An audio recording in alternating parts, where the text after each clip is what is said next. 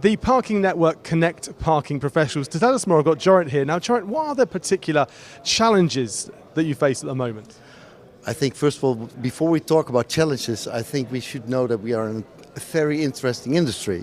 We have loads of people with great ideas how you can help evolve the industry over time. But what the challenges are nowadays is that everybody goes from hardware to software. People would like to merge services together, so mobility as a service. It's not only about parking anymore, it's about how you go from A to B to C, etc.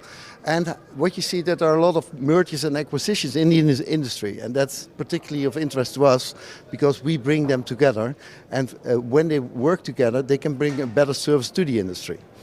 Now, you've said that people are looking for different things. It's becoming much more nuanced, we say, much more holistic. Everyone's sort of coming together, maybe multiple factors coming together where they used to be separate. What about looking into your crystal ball? What do you see the trends and the changes are as we move forward?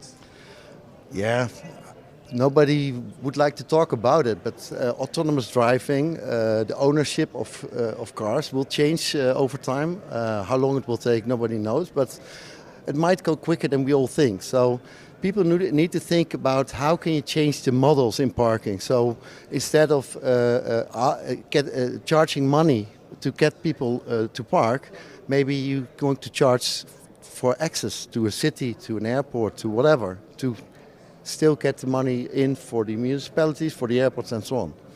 So ultimately, there are going to be a number of changes coming our way. We don't quite know what it's going to be, but only time will tell. Jorrit, thank you very much indeed. That's correct. Thank you for having me.